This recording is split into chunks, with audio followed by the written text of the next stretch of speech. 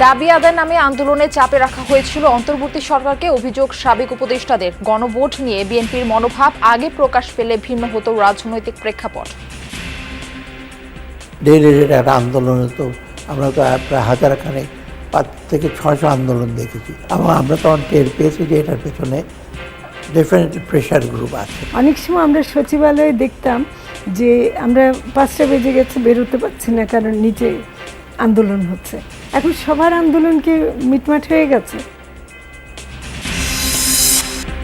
বাঁচানো গেল না ফতুল্লায় গ্যাস লাইন বিস্ফোরণে দগ্ধ একই পরিবারের 5 জনের কাউকে। সবশেষ মৃত্যুর কোলে ঢলে পড়লেন গৃহবধূ সাইমা। গুরুত্ব আর বন্ধনের বার্তা বয়ে চলেছে পরিবার। শহুরে সংস্কৃতি ভাঙছে যূথবদ্ধতা। মানিকগঞ্জে রক্তের সম্পর্ক ছাড়াই আপন জগৎ গড়েছে শিশুরা। যখন থেকে বুঝতে শিখছি তখন থেকে পরিবার আসলে মিলেমিশে থাকতে থাকতে একটা ফ্রেন্ড ভাবে হয়েছে। আর কোনো কিছু কষ্ট হলে ওদের সাথে শেয়ার করি। একসঙ্গে আমরা ডাইনিংয়ে খাওয়া দাওয়া করতে বসি, তারপর আমরা পড়াশোনা একসঙ্গে করি। বেইজিং এ চলছে ট্রাম্প ও শি জিনপিং এর দ্বিতীয় দফার বৈঠক। ইরানের সামরিক সরঞ্জাম রফতানি বন্ধ, হরমুজ সচল সহ নানা ইস্যুতে আলোচনার দাবি।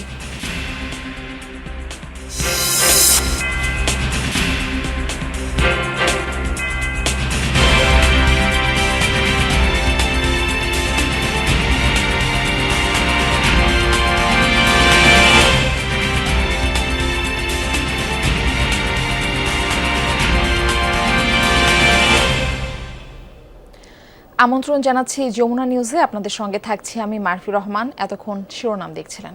গণভোট নিয়ে বিএনপির বর্তমান অবস্থান আগে প্রকাশ পেলে রাজনৈতিক প্রেক্ষাপট ভিন্ন হতো বলে মন্তব্য করেছেন সাবেক অন্তর্বর্তী সরকারের উপদেষ্টা সালেহ উদ্দিন আহমেদ। উপদেষ্টা ফরিদা আক্তার বলেন, ভোটের আগে সকলের সম্মতি নিয়ে আয়োজন করা হয়েছিল গণভোট। আর আলী ইমাম মজুমদারের মতে সংস্কারের দাবি থেকে সরে আসা ঠিক না।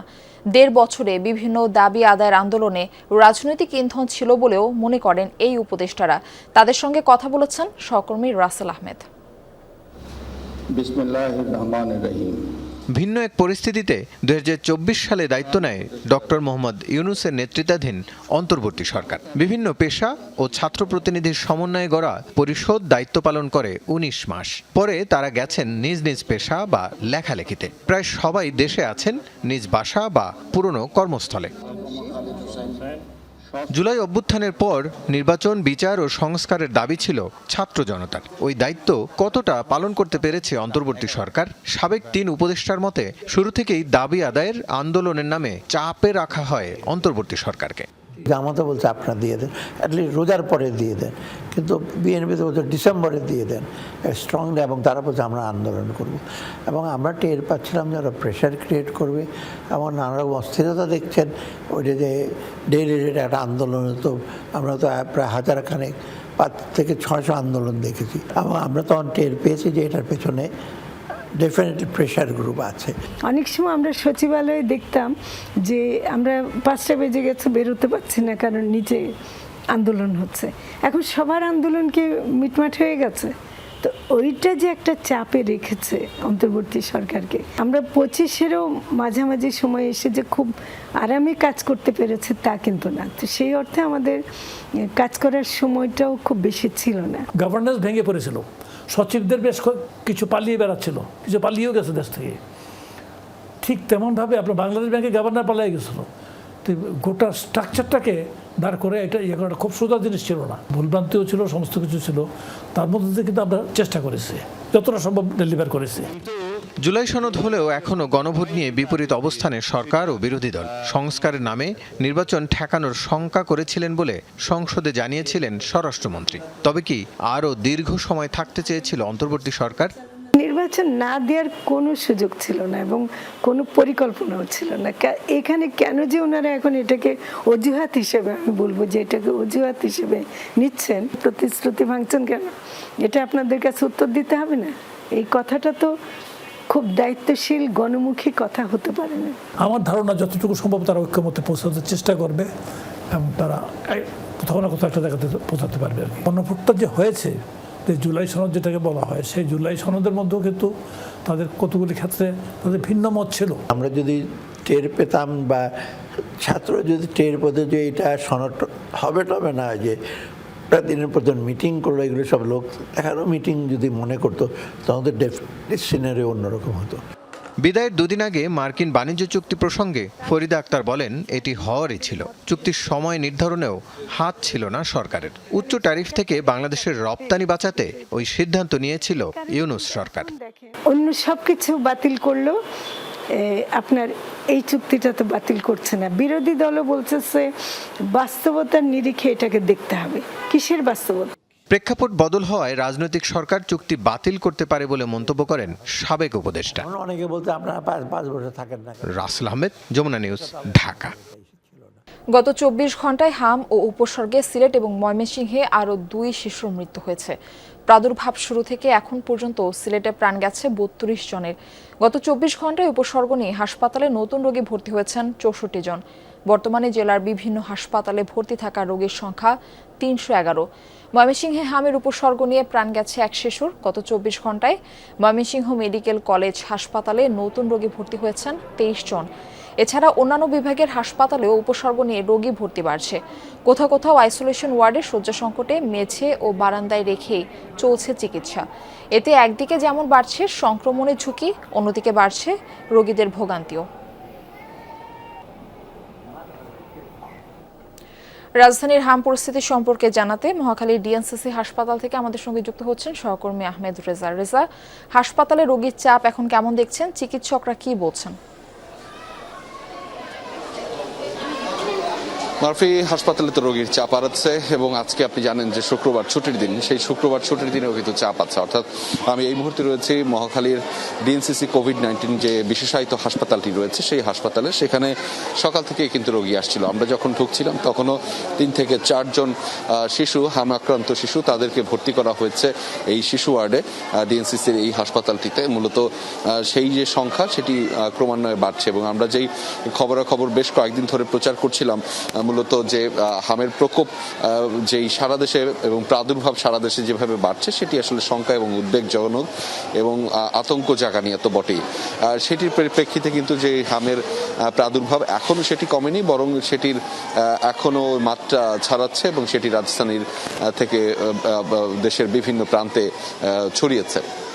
আমরা একটু আগে যেই 3 জন দেখছিলাম তাদের মধ্যে ওনারা একটা বলছিলেন যে তারা প্রত্যেকেই, তাদের মধ্যে প্রত্যেক 2 জনই মূলত ঢাকার বাইরের অংশ থেকে এসেছেন এবং ঢাকার, বিশেষ করে ঢাকার উপকণ্ঠ যে এই সমস্ত এলাকা রয়েছে, নারায়ণগঞ্জ, সাভার, এই জায়গা থেকে কিন্তু রোগীর যে সংখ্যা সেটি আসলে বাড়ছে। একটু আগে যেই 3 জন দেখছিলাম তার মধ্যে 2 জনই কিন্তু মূলত সেই সাভার এলাকা থেকে এসেছেন।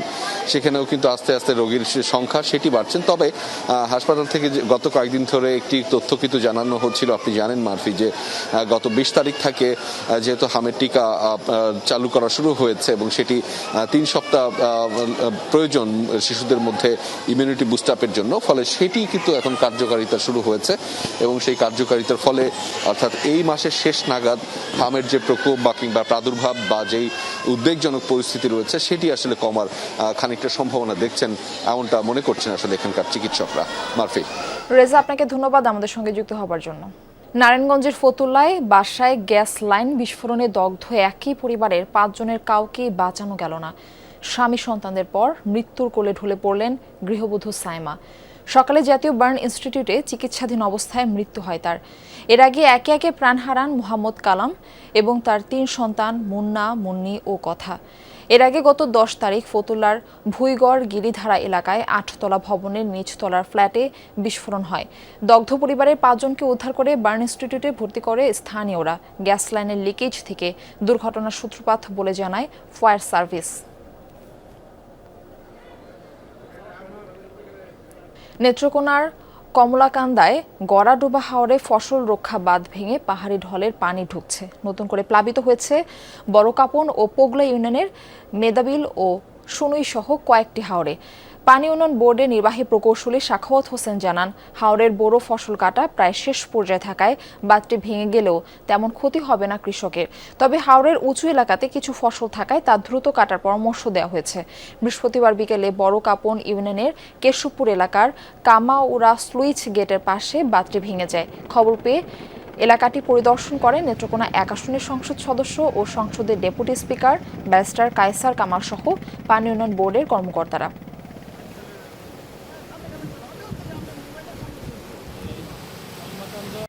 পানি বাড়তেছে, 2 দিনের বৃষ্টিতে পাহাড়ি ঢলে একবারে ফসল সব ডুবে গেছে, নষ্ট হয়ে গেছে। তেলেঙ্গা আছে, মেদি, দুলুবা, হাতকুরিয়া, তেলেঙ্গা ডুবে গেছে। এ বিষয়ে আরো জানাতে নেত্রকোনা থেকে আমাদের সঙ্গে যুক্ত হচ্ছেন সহকর্মী কামাল হোসেন। কামাল, হার অঞ্চলের এখনকার পরিস্থিতি কি? নেত্রকোনার কলমাকান্দা উপজেলার যে হাওরটির ভাগ ভেঙেছে সেই হাওরটির লাগোয়া হাওর হচ্ছে পুগলা ইউনিয়নের এই যে সোনই হাওর সহ বিভিন্ন হাওর। আমি যদি দেখানোর চেষ্টা করি, এই হাওরে কিন্তু কিছু কিছু এলাকায় ফসল রয়েছে। এই সোনই হাওরের একটি জমিতে শুধুমাত্র আমরা কিছু কৃষক দেখতে পাচ্ছি যারা ধান কাটছেন, আর যে ধানগুলো আপনি দেখতে পাচ্ছেন সেগুলো কিন্তু কাটা যাচ্ছে না। ধান কাটা শ্রমিকের সংকট এখনো রয়ে গেছে। আর হাওর অঞ্চলের যে বিষয়টি সরকার তালিকা করছে যে ক্ষয়ক্ষতির বিষয়টি, সেটি ক্ষতি যে পরিমাণ হয়ে গেছে সেটা কিন্তু হয়ে গেছে, নতুন করে ক্ষতি হওয়ার কোনো আশঙ্কা নেই। জেলা প্রশাসন হিসাবে এখন পর্যন্ত প্রায় 20 থেকে 25,000 হেক্টর জমির ফসল ক্ষতি হয়েছে, যা অর্থমূল্যে প্রায় 370 কোটি টাকার মতো। এই ক্ষতিগ্রস্তদের তালিকা করা হচ্ছে। তালিকার পর ক্ষতিগ্রস্তদের যারা উপকারভোগী আছেন তাদের কাছে তাদের ক্ষতিপূরণ হস্তান্তর করা হবে, এমনটি জানিয়েছে স্থানীয় প্রশাসন এবং জনপ্রতিনিধিরা। আর নতুন করে যে হাওরগুলোতে পানি ঢুকছে সেগুলোতে আসলে ধান তলিয়ে যাওয়ার কোনো আশঙ্কা নেই, কারণ ধানগুলো কাটা হয়েছে এবং যেগুলো ছিল সেগুলো এর আগেই অতিবৃষ্টিতে কিন্তু তলিয়ে গেছে। ফলে যে তলিয়ে যাওয়া ধানগুলো নষ্ট হয়ে গেছে, এগুলো নতুন করে কাটার কোনো অবস্থা নেই। আর যে পানিটা বাড়ছে সেই পানি বিভিন্ন হাওরে ছড়িয়ে যাচ্ছে। এই হাওরের পানির উচ্চতা বাড়ছে, কিন্তু ক্ষয়ক্ষতির কোনো আশঙ্কা নেই। মার্পি। কামাল, ধন্যবাদ যুক্ত হওয়ার জন্য। পরিবার আছে শব্দে সমাজে, আবেগে বন্ধনে পরিবার এখন নিখোঁজ বিজ্ঞপ্তি। ধরুন দুজনের পরিবার, সেখানে অগ্রাধিকার ব্যক্তিগত সময়ের, প্রযুক্তি কিংবা হাল আমলের আধুনিকতার, অথচ বিপদের সংকটে আনন্দ সম্ভাবনায় পরিবারই থাকে। বিপরীতে একান্নবর্তী পরিবার যেন ভিন্ন এক বার্তা দেয়, জানায় শক্তি এবং সাহসের কথা। সহকর্মী আহমেদ রেজা জানাচ্ছেন এমনই এক একান্নবর্তী পরিবারের গল্প। ছবি তানভীর মিজানের।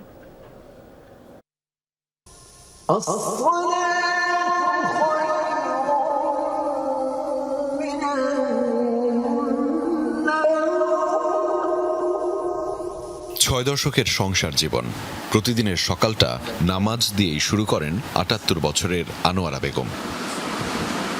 এই ঘরেই, এই বাড়িতেই দুজন দিয়ে যে পরিবারের শুরু, সেই পরিবার পূর্ণতা পেয়েছে 4 ছেলে ও 1 মেয়েতে।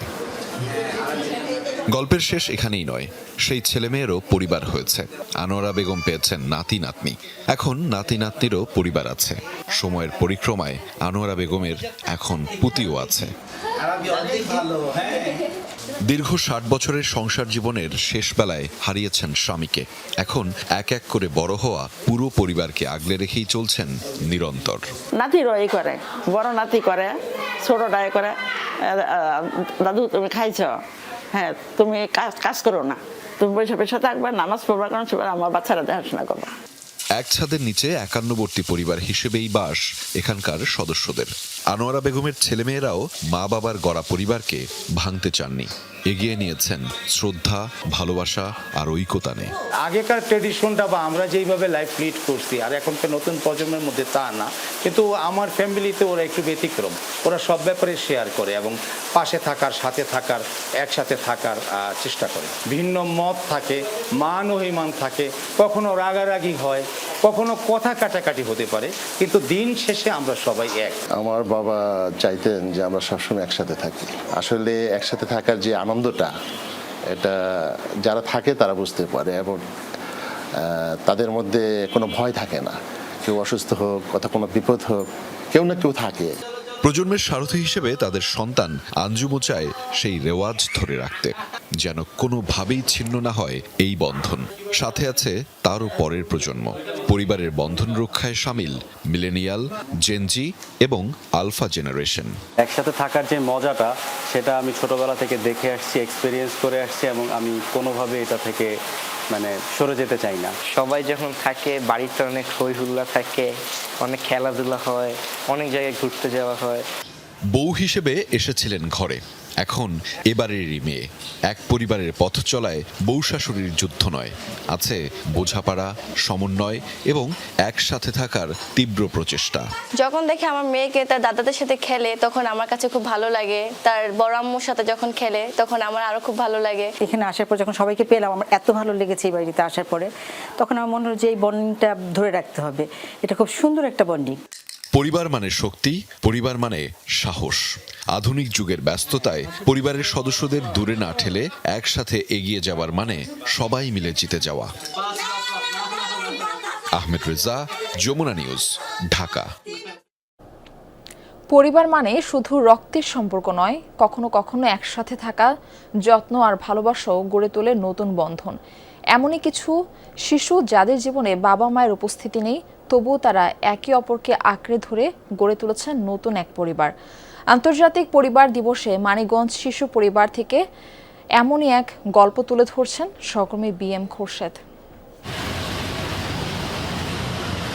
এরা কেউ কারো আপন বোন নয়, তবুও একই ছাদের নিচে কাটে প্রতিদিন।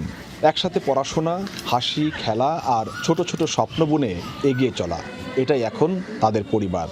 ছোট বড় সবাই আমরা একসাথে অনেক মজা করি, এখানে আমরা একটা পরিবার মতোই থাকি। মিলেমিশে থাকতে থাকতে একটা ফ্রেন্ড ভাবে হয়েছে, আর কোনো কিছু কষ্ট হলে ওদের সাথে শেয়ার করি। যখন থেকে বুঝতে শিখছি, তখন থেকে পরিবার আসলে এটাই পরিবার, এটাই। আমরা যখন এখানে সবাই একসাথে থাকি, তখন আর পরিবারকে মিস করি। মানিকগঞ্জ শিশু পরিবারের এই শিশুদের একসময় জীবন ছিল অনিশ্চয়তায় ঘেরা। আজ তারা একে অপরের সাহস। কেউ কষ্ট পেলে আরেকজন এগিয়ে আসে। রক্তের সম্পর্ক না থাকলেও তারা খুঁজে নিয়েছেন আপনজনের বন্ধন। একসাথে খাবার খেতে আসি, আপুরা আমাদের গল্প শোনায়, আমরা আপুদের সাথে মজা করি, কবিতা বলে, গান বলে। আমাদের এখানে স্টাফরাও হচ্ছে অনেক ভালো। একসঙ্গে আমরা ডাইনিং এ খাওয়া দাওয়া করতে বসি, তারপর আমরা পড়াশোনা একসঙ্গে করি, খেলাধুলা একসঙ্গে করি। এই পরিবারের বাসিন্দারা সবাই কন্যা শিশু। প্রচলিত অর্থে হয়তো তাদের অনেকের পরিবার নেই, তবে একসাথে বেড়ে ওঠা আর পারস্পরিক যত্নই এখানে তৈরি করেছে নতুন এক বন্ধন।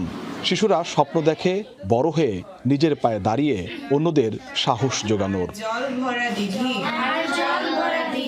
আমরা চাই যে ওরা ভালো থাক, এই জন্য আমরা যারা আছি এখানে কর্মরত, তারা ওদের ভালোর জন্যই চাই। বড় ছোট মেয়েদের হচ্ছে ভাগ করে দেওয়া আছে, মিলেমিশে দেওয়া আছে, যেন হচ্ছে বড় মেয়েরা ছোটদেরকে বোনের মতো করে হচ্ছে পড়াতে পারে বা অন্যান্য বিষয়ে হচ্ছে ওদেরকে গাইড করতে পারে। যদিও আমাদের অনেক সীমাবদ্ধতা আছে, কিন্তু এর মধ্যে আমাদের যতটুকু হচ্ছে আমরা সর্বোচ্চ আমরা হচ্ছে এই পরিবেশটা আমরা নিশ্চিত করার চেষ্টা করি। এই শিশুরা যেন নতুন করে শেখায় পরিবার মানে শুধু জন্মসূত্র নয়। স্টেশনে রেলগাড়িটা মাইপা চলে ঘড়ির কাঁটা, প্ল্যাটফর্মে বৈশা ভাবি কখন বাজে 12টা।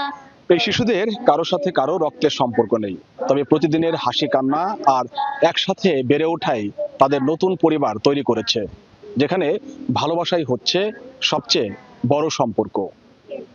BM Khorshed, Jamuna news, Manikganj. দীর্ঘ 22 বছর পর কাল চাঁদপুর সফরে যাচ্ছেন প্রধানমন্ত্রী তারেক রহমান। সরকারি সফরকে ঘিরে পুরো জেলায় নেওয়া হয়েছে ব্যাপক প্রস্তুতি। আরো খবর জানাতে চাঁদপুর থেকে যুক্ত হচ্ছেন সহকর্মী ইব্রাহিম রনি। ইব্রাহিম, প্রধানমন্ত্রীর সফর ঘিরে শেষ মুহূর্তের প্রস্তুতি আপনি কেমন দেখতে পাচ্ছেন?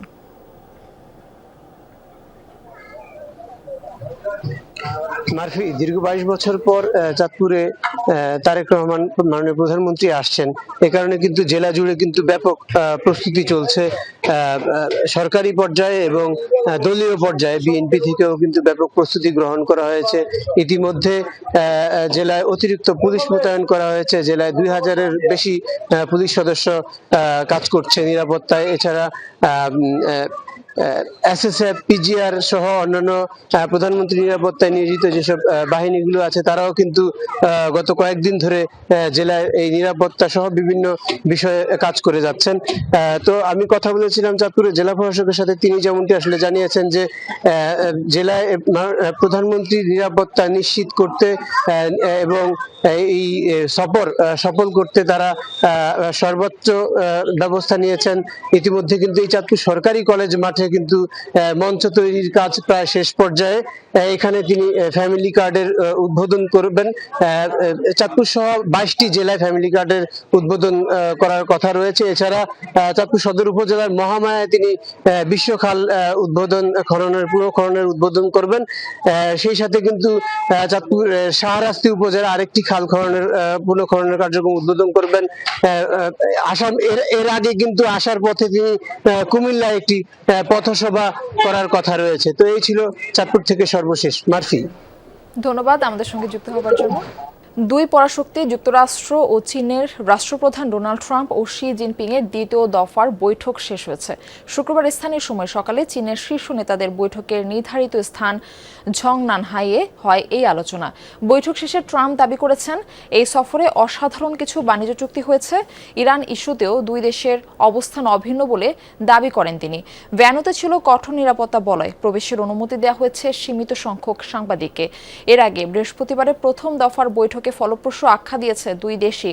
ফক্স নিউজকে দেয়া সাক্ষাৎকারে ট্রাম্প দাবি করেছেন ইরানের সামরিক সরঞ্জাম রফতানি বন্ধে রাজি হয়েছে বেইজিং, এমনকি যুক্তরাষ্ট্র থেকে তেল আমদানি করতেও সম্মত হয়েছে শি।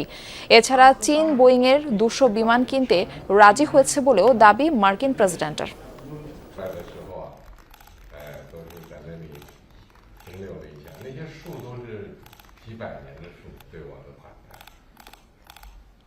এবার ইউক্রেনে জাতিসংঘের ত্রাণবাহী গাড়িবহর লক্ষ্য করে ড্রোন হামলা চালালো রাশিয়া। বৃহস্পতিবার প্রকাশিত ভিডিওতে দেখা যায় দক্ষিণ ইউক্রেনের খেরসন শহরে ত্রাণ বিতরণে যাওয়ার সময় ড্রোন হামলার শিকার হয় সংস্থাটির একটি গাড়ি। ত্রাণ দেওয়ার সময় আরেকটি গাড়ি লক্ষ্য করে হামলা চালায়। এরপর স্থানীয় কর্তৃপক্ষের সহায়তায় পুরো দলটিকে নিরাপদে সরিয়ে নেওয়া হয়। এদিকে বুধবার থেকে শুরু হওয়া ভয়াবহ হামলায় 2 দিনে অন্তত 15 বেসামরিক নাগরিক নিহত হয়েছে বলে জানিয়েছে ইউক্রেন। রাজধানী কিয়েভে রুশ হামলায় একটি ভবন ধসে এখনও নিখোঁজ অন্তত 20 জন। চলছে উদ্ধার অভিযান। যুদ্ধ শুরুর পর আকাশপথের সবচেয়ে ভয়াবহ এই হামলায় রাজধানী কিয়েভ সহ বিভিন্ন শহরে ছোড়া হয়েছে শত শত ড্রোন ও ক্ষেপণাস্ত্র, দাবি ইউক্রেনের।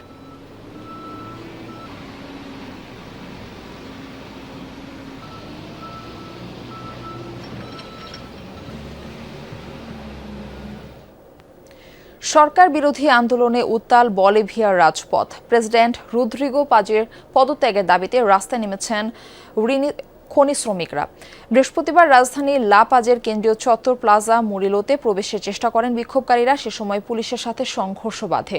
আন্দোলনকারীদের দমাতে টিয়ার গ্যাস ছুড়ে নিরাপত্তা বাহিনী জবাবে বিস্ফোরক নিক্ষেপ করেন খনি শ্রমিকরা। বিস্ফোরক ও জ্বালানির সহজলভ্যতা বাড়ানো এবং খনি সংক্রান্ত চুক্তির শর্ত পুনর্বিবেচনার দাবিতে আন্দোলনে নেমেছেন বলিভিয়ার এই শ্রমিকরা। পাশাপাশি উঠেছে খনি শিল্পে নতুন নিয়ম চালুর দাবিও। খনি শ্রমিকদের পাশাপাশি কৃষক ও বিভিন্ন শ্রমিক অধিকার সংগঠনও অংশ নিচ্ছেন বিক্ষোভে।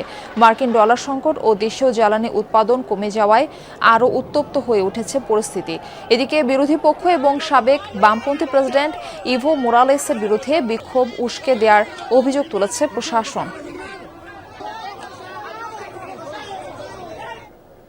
এই ছিল যমুনা নিউজে